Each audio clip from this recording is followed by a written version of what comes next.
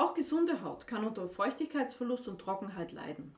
Gerade in den Wintermonaten, wenn es draußen kalt ist, drinnen ist die trockene Heizungsluft, das stört die natürliche Hautschutzbarriere und somit hat die Haut mehr Wasserverlust als normal. Cremen mit Urea, sei es jetzt 3, 5, 10, 15%, sollen das Ganze verhindern. Aber was ist Urea jetzt wirklich? Bleibt dran, abonniert meinen Kanal und macht einen Daumen hoch.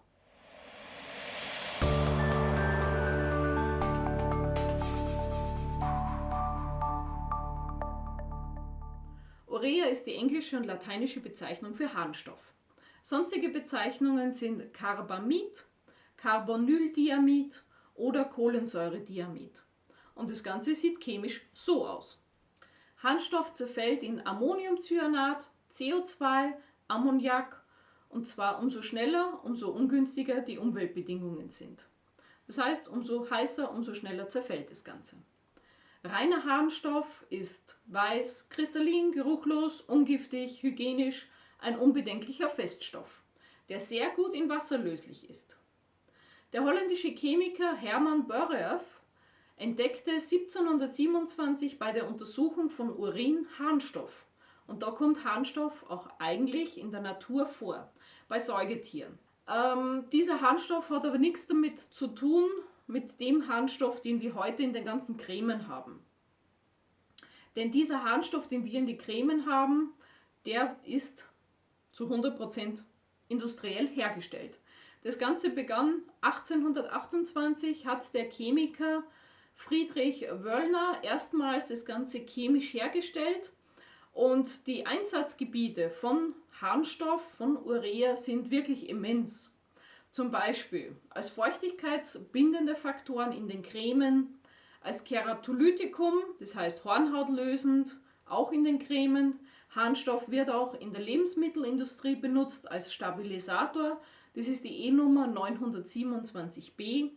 Harnstoff gibt es auch in der Ersten Hilfe, zum Beispiel in den Kühlpacks, die man knicken kann. Als Stickstoffdünger wird es in der Landwirtschaft benutzt. Harnstoff darf sogar als Beifütterung in der Rindermast genutzt werden. Und seit neuestem schüttet man das Ganze ins Auto als AdBlue.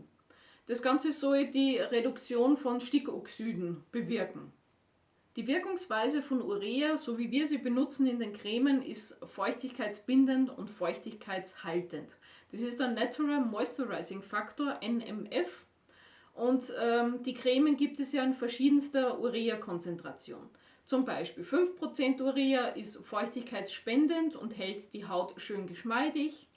10% Urea wirken intensiv feuchtigkeitsspendend und verstärkt die Barrierefunktion der Haut. Es löst auch die Verbindungen zwischen den einzelnen Hornhautzellen und wirkt damit keratoplastisch, damit sich die Zellen besser abschuppen. 15% Urea wirken leicht keratolytisch und verbessern die Regenerationsfähigkeit der Haut. 18, 20, 30 oder sogar 40% wirken schon sehr stark keratolytisch. Keratolytisch heißt hornhautzellend auflösend. Zum Beispiel die 40%ige Urea-Creme wird sehr gerne genommen zum Ablösen von pilzbefallenen Nägeln. Da cremt man das ein und mit der Zeit weicht der Nagel dermaßen auf, dass man den ohne Schmerzen entfernen kann. Harnstoff bindet ja Wasser in der Hornschicht und somit verhindert es eine überschießende Neuproduktion von Hautzellen. Insgesamt werden Verhornungen schneller abgeschuppt, erkrankte Haut wird weicher und bekommt einen höheren Feuchtigkeitsgehalt. Die Cremen von der Prozentzahl her in der Dosierung, zum Beispiel 5 bis 10% kann man zur täglichen Pflege nehmen. Zweimal täglich auftragen ist eigentlich kein Problem. 15% Urea soll wirklich nur derjenige nehmen, der extrem viel Hornhaut hat.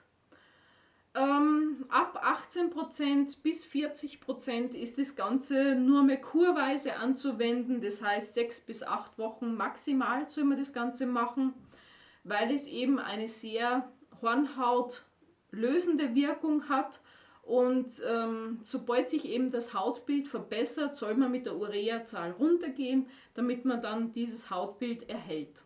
Nebenwirkungen gibt es bei Urea kaum. Es kann natürlich sehr selten dazu kommen, dass Hautreizungen, Brennen, Rötungen, Abschuppungen, übermäßige, vor allem bei akuten entzündeten Sachen, Überempfindlichkeitsreaktionen können passieren und man darf Harnstoff auch nicht in Wunden reinmachen. Welche Urea-Creme du jetzt für deine Füße brauchst, das entscheidet der Fachmann. Also geh zum Podologen, zum Hautarzt und frag den, welche Creme du benutzen sollst. Hat dir dieses Video gefallen? Mach einen Daumen nach oben, abonnieren nicht vergessen und auf die Glocke klicken, damit du kein neues Video mehr verpasst. Ich wünsche dir alles Gute mit seidenweichen Füßen. Bis zum nächsten Mal. Eine Andrea. Tschüss.